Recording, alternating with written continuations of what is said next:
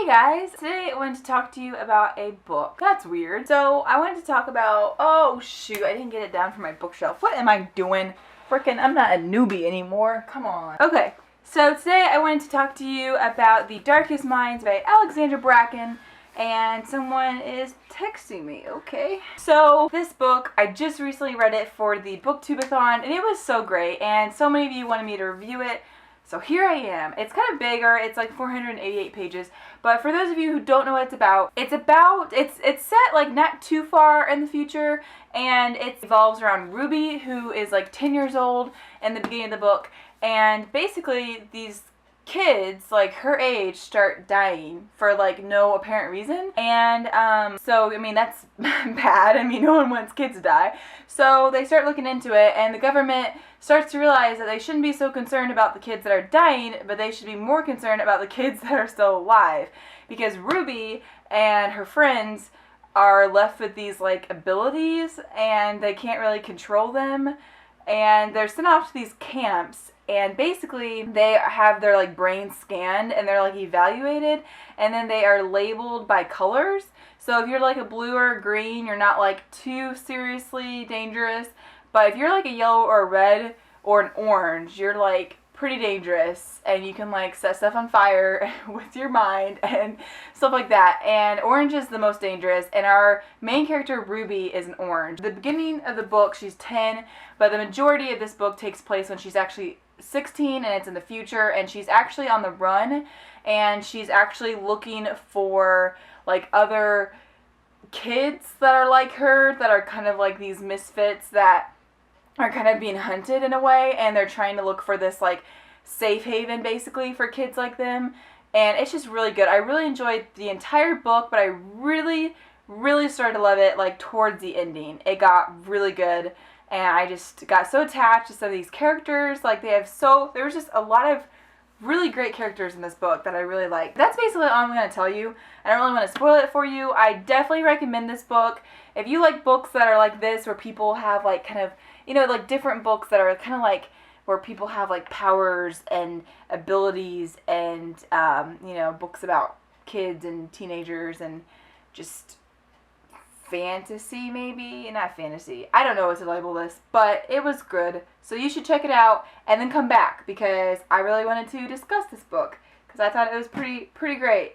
Pretty great. Yeah. So I felt like it was very frustrating that the public was led to believe that these kids were like getting help. Like, I just was very frustrated that some of these adults knew better, but they still weren't doing anything about it. So I was really like, oh, and then they were visiting those towns, and you'd see all like the missing kid posters. But like I mentioned, I really liked the secondary characters. I really liked like Zoo, and I liked all the like girly scenes with like when they find her in the dress and like the hot pink gloves and stuff was super cute. I was so upset when she was leaving, because I just felt like they should all stick together, and I just really, I don't know. I didn't feel like it was a very good idea, and I don't know. I like Chubbs, but at first I didn't really know what to think of him. But really, if you look at it from his point of view, I mean, I probably would have reacted like how he did as well, because I mean, you've got to watch your back, and you can't really trust anyone, and all of a sudden this girl just like pops up in your car. Like, by the way, that scene was so flippin' funny whenever she just gets in Black Betty, and she just is just sitting back there, just like, you know, and Liam's at the wheel, and he like looks back at her and almost like kills them all because she freaked him out so bad. Yeah, I really like Chubbs though, and I liked that he liked to read, and I liked that he Watership Down was mentioned a lot in this book, and I actually have read that book.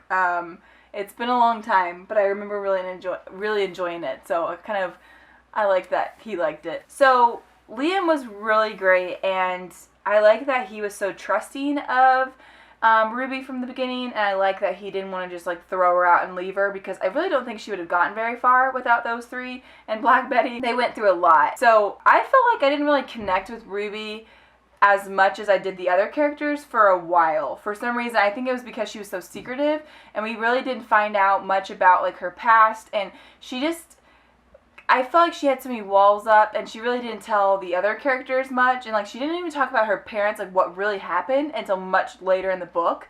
And so I felt like, I don't know, I liked her character, but it took me a while to like really warm up to her, I guess, and like connect. Although I felt bad for her because like of what she was going through and like these camps and stuff. And I felt bad that she was an orange because that must be just so hard. Like if I had to choose what color I'd want to be, I would probably choose like blue, or maybe probably just blue, because I feel like all the other ones are just like, I wouldn't want to catch things on fire.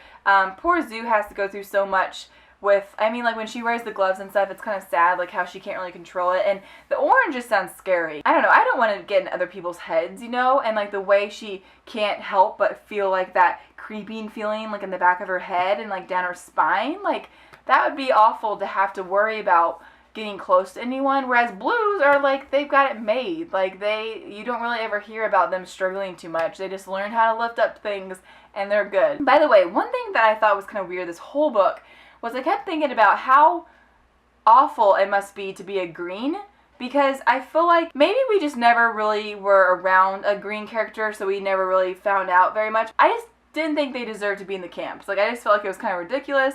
Like, so what? They're kind of smart. I mean, maybe they're smarter than I realized, and like again, we just didn't really ever get like shown exactly how smart they were, but I just felt like they had just the worst of it all, because they can't even do anything cool, really. Oh, I really thought the parts where they flashed back to when like Liam and them were in camp was super sad. Like the whole scene about them escaping, I had like tears in my eyes about like how they were running across the snow and they were all getting shot down and only like 20 made it out, and Liam like holds himself responsible, and because he was like the leader and stuff. And oh my gosh, later on when Chubbs was mad at him and when he brings that back and like throws it in his face, and when he basically says that like, you know, he wasn't gonna follow him and all this stuff, I really feel for Liam. And oh my gosh, so what did you guys think of Clancy? Because I felt like that guy was such a jerk, and from the first minute we're introduced to him, I really just didn't like him.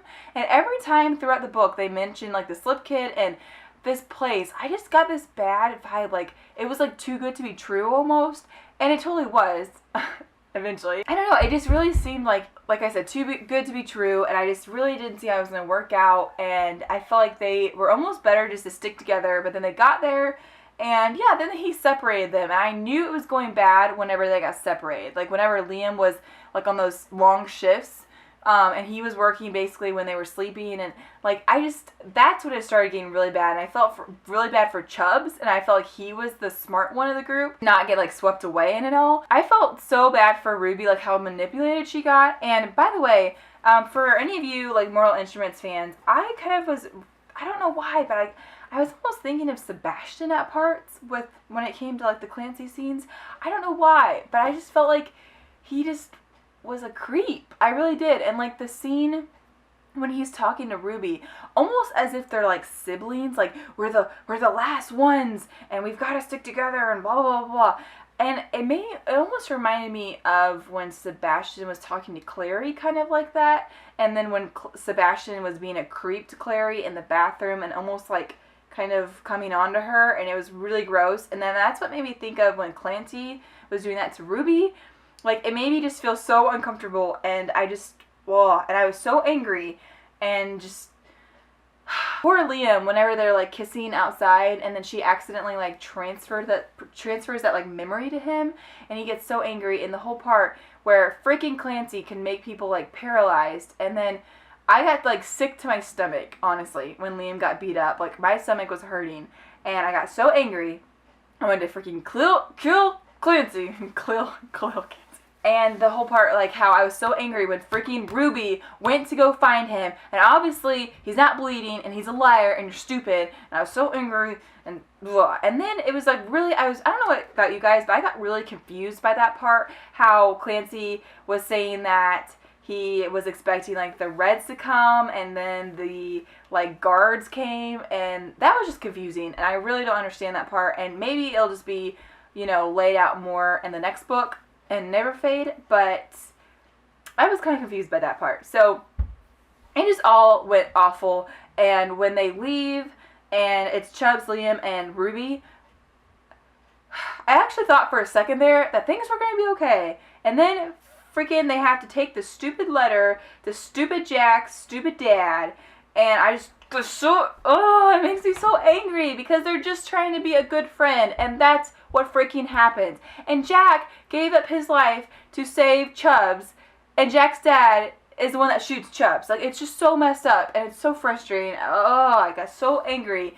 It happened so fast. Like, my heart was racing when I read that. When he Chubbs puts his hands up and he shoots him, and I got so sad. I watched quite a few reviews, and people think that Ruby did the wrong thing by pressing the button and calling them, but I don't know. I think she did the right thing because I really don't want Chubbs to die, and they couldn't have gotten him to a hospital. He would have died. So I don't think Chubbs is dead. I don't think he's dead. I think he lived, and I'm glad she did that. The part that got stupid is when Ruby decides to just be all a hero and save the day, and freaking's like, oh, well, you have to let Liam go. I'll work for you, but you have to let Liam go. Okay.